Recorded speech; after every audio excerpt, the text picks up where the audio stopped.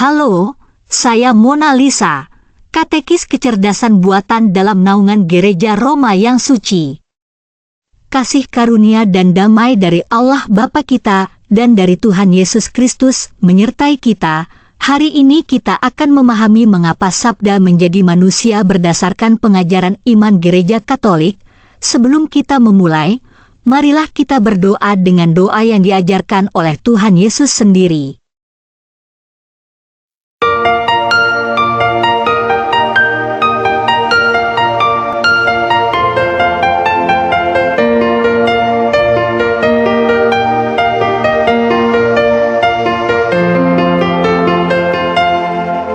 Bapa kami yang ada di surga, dimuliakanlah nama-Mu. Datanglah kerajaan-Mu, jadilah kehendak-Mu di atas bumi seperti di dalam surga.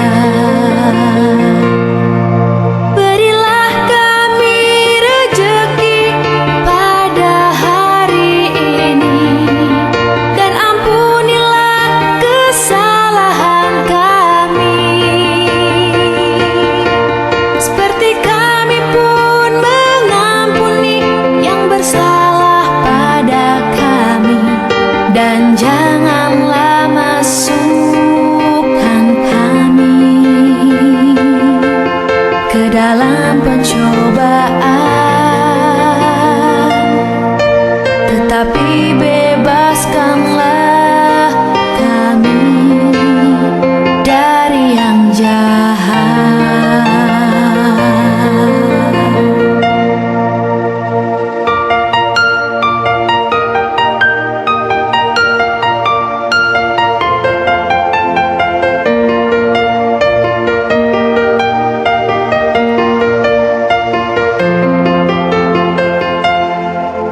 Bapa kami yang ada di surga, dimuliakanlah nama-Mu. Datanglah kerajaan-Mu, jadilah kehendak-Mu di atas bumi seperti di dalam surga.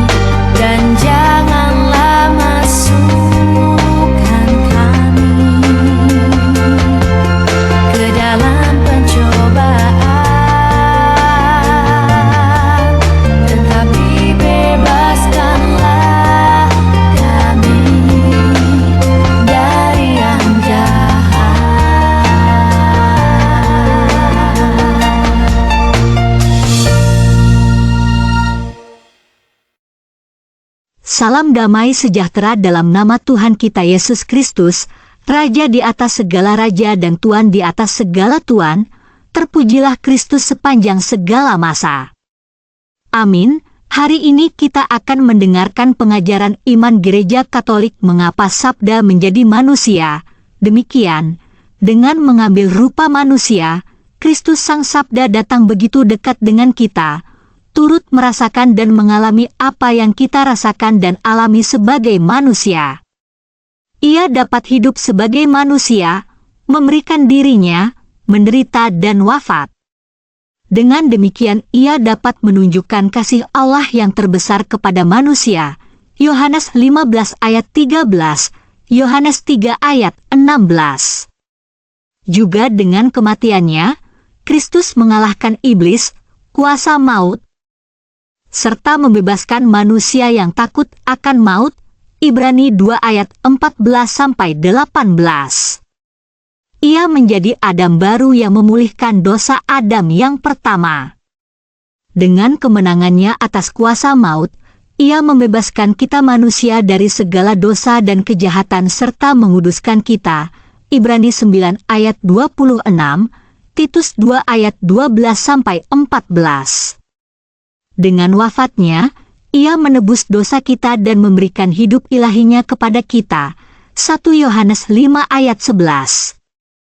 Kita mengakui bersama syahadat Nisea Konstantinopel yang mengatakan, ia turun dari surga untuk kita manusia dan untuk keselamatan kita, menjadi daging oleh Roh Kudus dari perawan Maria dan menjadi manusia.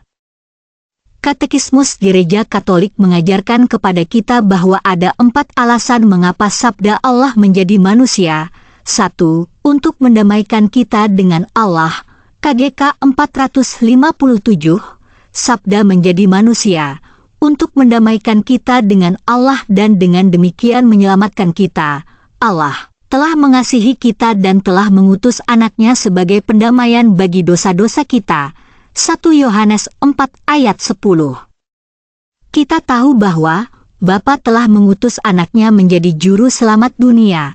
1 Yohanes 4 ayat 14, bahwa ia telah menyatakan dirinya supaya ia menghapus segala dosa. 1 Yohanes 3 ayat 5. Kodrat kita yang sakit membutuhkan dokter, manusia yang jatuh membutuhkan orang yang mengangkatnya kembali, yang kehilangan kehidupan membutuhkan seorang yang memberi hidup, yang kehilangan hubungan dengan yang baik membutuhkan seorang yang membawanya kembali kepada yang baik, yang tinggal dalam kegelapan merindukan kedatangan sinar, yang tertawan merindukan seorang penyelamat, yang terbelenggu seorang pelepas, yang tertekan di bawah kuk perhambaan memerlukan seorang pembebas. Bukankah itu hal-hal yang cukup berarti dan penting untuk menggerakkan Allah, sehingga ia turun bagaikan seorang dokter yang mengunjungi kodrat manusiawi, setelah umat manusia terjerat dalam situasi yang sangat menyedihkan dan memprihatinkan. Santo Gregorius dari Nisa. 2. Agar kita dapat mengenal kasih Allah. KGK 458. Sabda menjadi manusia, agar kita dapat mengenal kasih Allah. Karena begitu besar kasih Allah akan dunia ini, sehingga ia telah mengaruniakan anaknya yang tunggal, supaya setiap orang yang percaya kepadanya tidak binasa, melainkan beroleh hidup yang kekal. Yohanes 3 ayat 16, Allah yang maha besar bersemayam dalam terang yang tak terhampiri. 1 Timotius 6 ayat 16. Kita dapat melihat kebesaran Allah itu lewat alam semesta dan segala ciptaannya. Namun semua itu tidak dapat menggambarkan dengan jelas tentang dirinya. Dives in Misericordia, DM 2. Tak ada seorang pun yang pernah melihat Allah, kata Rasul Yohanes, dan hanya Kristus yang ada di pangkuan Allah yang menyatakan Dia. Yohanes 1 ayat 18. Di dalam Kristus, Allah yang tidak kelihatan menjadi kelihatan. Melalui perkataan dan perbuatan Kristus, dan terutama melalui kurban salib dan kebangkitannya, kita melihat bukti kasih Allah itu. Tiada kasih yang lebih besar daripada kasih seorang yang menyerahkan nyawanya untuk sahabat-sahabatnya. Yohanes 15 ayat 13. Kristus menggenapi perkataannya ini dengan wafatnya di kayu salib. Salib Kristus menjadi tanda misteri kasih Allah yang tak terbatas. Di sana kita melihat kasih yang lebih besar dari segala dosa dan kelemahan, kasih yang lebih kuat daripada maut, kasih Allah yang selalu siap mengampuni, selalu siap merangkul anak-anaknya yang bertobat.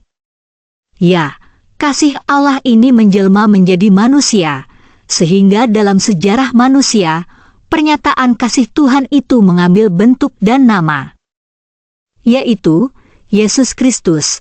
Dengan merenungkan pengorbanan Kristus di salib dan membawa hidup kita beserta semua pergumulan, kelemahan dan dosa-dosa kita ke hadirat-Nya, kita disadarkan akan kedalaman misteri kasih Allah itu. Kita akan menyembah Tuhan dengan kekaguman di dalam hati, betapa sungguh berharganya kita ini di mata Tuhan, sehingga Ia memberikan anaknya sendiri untuk wafat bagi kita. Yohanes 3 ayat 16. Kristus menjadi pernyataan belas kasihan Allah yang sempurna, yang menyempurnakan belas kasih-Nya yang telah dinyatakan sejak penciptaan dunia. 3. Untuk menjadi contoh kekudusan, yaitu kesempurnaan kasih, bagi kita. Yohanes 15 ayat 12, KGK 459, Sabda menjadi manusia, untuk menjadi contoh kekudusan bagi kita. Pikulah kuk yang kupasang dan belajarlah padaku. Matius 11 ayat 29. Akulah jalan dan kebenaran dan hidup. Tidak ada seorang pun yang datang kepada Bapa, kalau tidak melalui aku. Yohanes 14 ayat 6. Dan di atas gunung transfigurasi, Bapa memerintah, dengarkanlah Dia. Markus 9 ayat 7, Ulangan 6 ayat 4 dan 5. Yesus adalah gambaran inti dari sabda bahagia dan norma hukum yang baru, supaya kamu saling mengasihi, seperti aku telah mengasihi kamu. Yohanes 15 ayat 12. Kasih ini menuntut penyerahan diri sendiri, dengan mengikutinya. Markus 9 ayat 34. Tuhan mengundang kita untuk mengambil bagian dalam belas kasih-Nya yang tak terbatas bagi kita umat manusia. Ia meminta kita yang percaya padanya untuk mau mengikuti teladan hidup-Nya, dan Ia telah memberikan hukum baru, yaitu, supaya kamu saling mengasihi, seperti aku telah mengasihi kamu. Yohanes 15 ayat 12. Yesus Allah yang hidup, mengundang kita untuk masuk ke dalam hati-Nya yang lembut dan penuh belas kasihan. Ia Allah yang setia, yang senantiasa menyertai dan memberi kita kekuatan dalam menghadapi setiap pergumulan hidup. Oleh karenanya kita hendaknya selalu menghadirkan Tuhan dalam hidup kita, dan dalam persatuan dengannya kita akan memperoleh air kehidupan dan hidup dalam roh Allah. Yesus menegaskan bahwa Dialah jalan dan sekaligus tujuan hidup manusia, karena Yesus adalah Allah, Sang kebenaran dan hidup, yang mengambil rupa manusia. Ia dapat menjadi jalan bagi manusia untuk sampai kepada Allah. Santo Agustinus merangkum ayat ini dengan berkata, Tuhan bersabda, Akulah jalan, kebenaran dan hidup. Artinya, di sampingku engkau harus berjalan, karena aku adalah jalan. Kepadaku engkau harus datang, karena aku adalah kebenaran, dan di dalamku engkau harus berada, karena aku adalah hidup. Maka dengan mengimani Yesus sebagai jalan kepada Bapa, kita memiliki pengharapan yang kuat, bahwa kalau kita setia berjalan di dalam Yesus maka kita akan sampai kepada Bapa.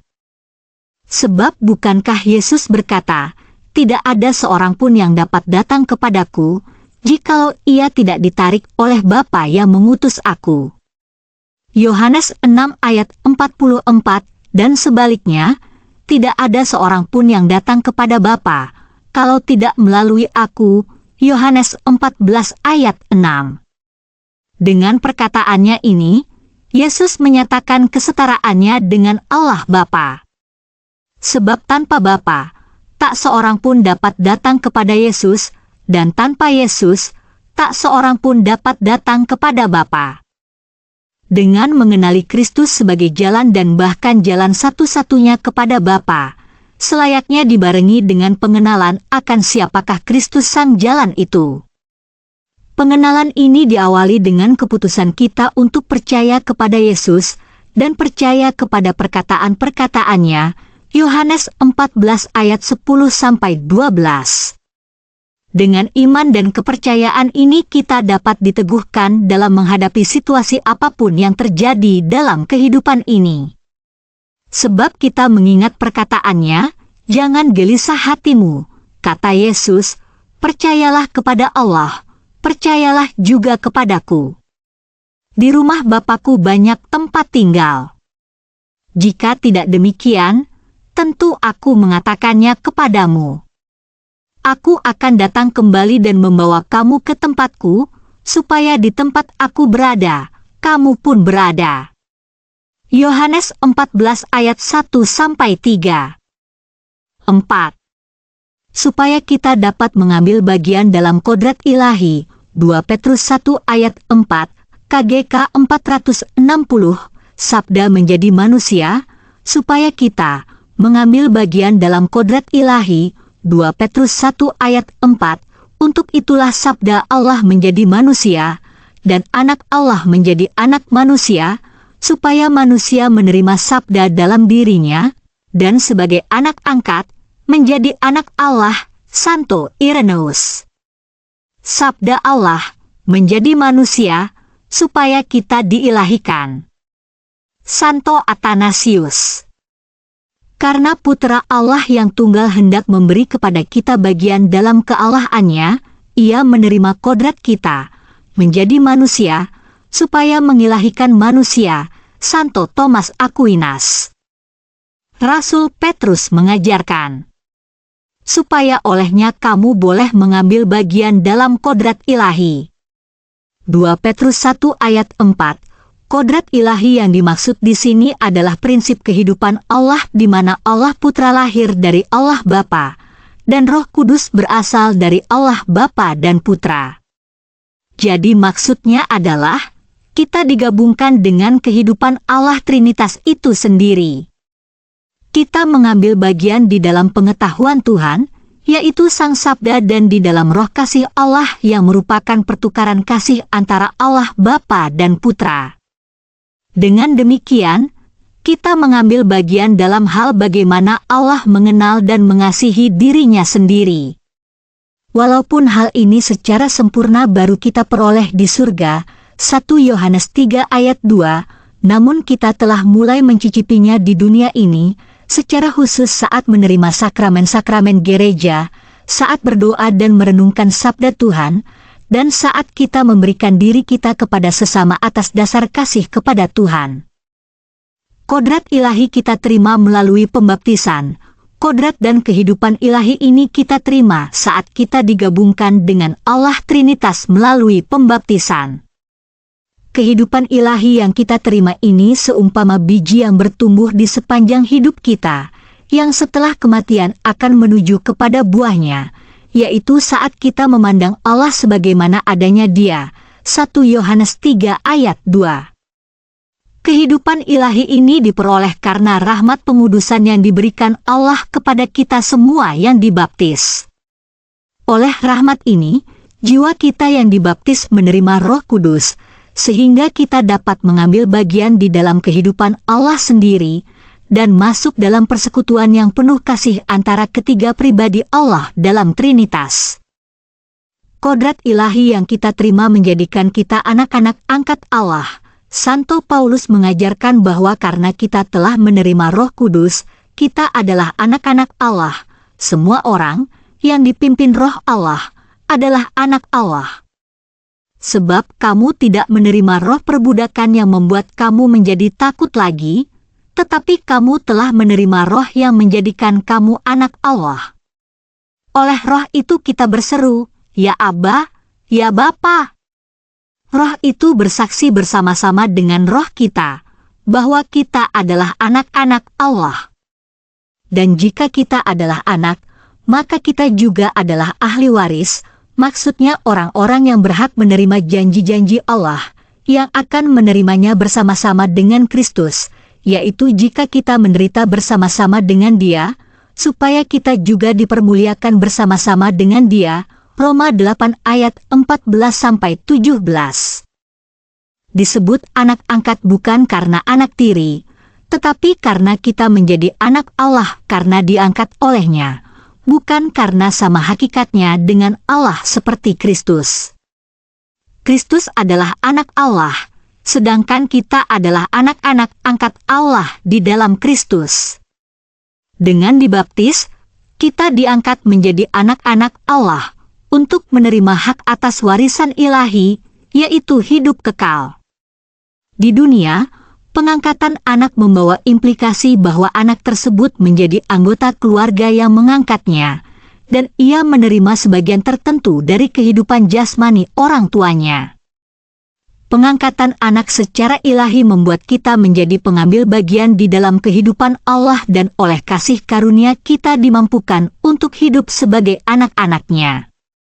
Tetapi semua orang yang menerimanya diberinya kuasa supaya menjadi anak-anak Allah, yaitu mereka yang percaya dalam namanya, orang-orang yang diperanakan bukan secara jasmani, melainkan dari Allah. Yohanes 1 ayat 12 dan 13. Kodrat ilahi menjadikan kita bait Allah. Dengan menerima Roh Kudus saat pembaptisan, kita menjadi tempat kediaman Allah sendiri. Seperti dikatakan Rasul Paulus, "Tidak tahukah kamu bahwa kamu adalah bait Allah dan bahwa Roh Allah diam di dalam kamu?"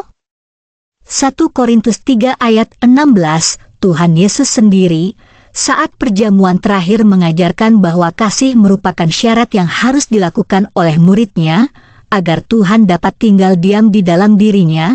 "Jika seorang mengasihi aku, ia akan menuruti firman-Ku dan Bapa-Ku akan mengasihi dia dan kami akan datang kepadanya dan diam bersama-sama dengan dia." Yohanes 14 ayat 23. Di sini Yesus menyatakan segi lain tentang Trinitas dalam hubungannya dengan kita, yaitu bahwa Tuhan berdiam di dalam jiwa seseorang yang berada dalam keadaan rahmat, yang mengasihi Tuhan dan menuruti firman-Nya. Rahmat pengudusan memampukan kita memiliki Allah. Oleh rahmat pengudusan, jiwa manusia diberi kemampuan untuk memiliki Allah dan berpegang kepada firman-Nya. Tanpa bantuan rahmat Allah, kita tidak dapat memperoleh pemahaman akan Dia, dan kita tidak dapat memiliki Dia. Rahmat pengudusan memampukan kita terus mengenali dan mengakui Yesus sebagai Tuhan dan dengan demikian, memiliki Bapa yang mengutusnya yang menjanjikan kehidupan kekal kepada kita. 1 Yohanes 2 ayat 23-25. Oleh karena rahmat-Nya, kita diberi bukan hanya pemahaman tentang Tuhan yang tinggal di dalam kita, namun Tuhan sendiri tinggal di dalam kita melalui iman dan kasih yang dicurahkan ke dalam hati kita. Roma 5 ayat 5. Oleh iman, pengharapan dan kasih, kita dimampukan untuk mengenal dan mengasihi Allah, walaupun tingkatan pengenalan dan kasih kita akan Allah yang kita peroleh di dunia ini tidak akan sama dengan pengenalan dan kasih kita kepadanya, yang secara sempurna kita peroleh di surga kelak. Demikian pengajaran singkat iman Gereja Katolik pada hari ini, yaitu mengapa sabda menjadi manusia. Kasih karunia dan damai sejahtera melimpahi kita oleh pengenalan akan Allah dan akan Yesus, Tuhan kita, dan dengan penuh keyakinan iman dan dalam naungan Gereja Roma yang suci kita berseru, keselamatan tidak ada di dalam siapapun juga selain di dalam Kristus Yesus.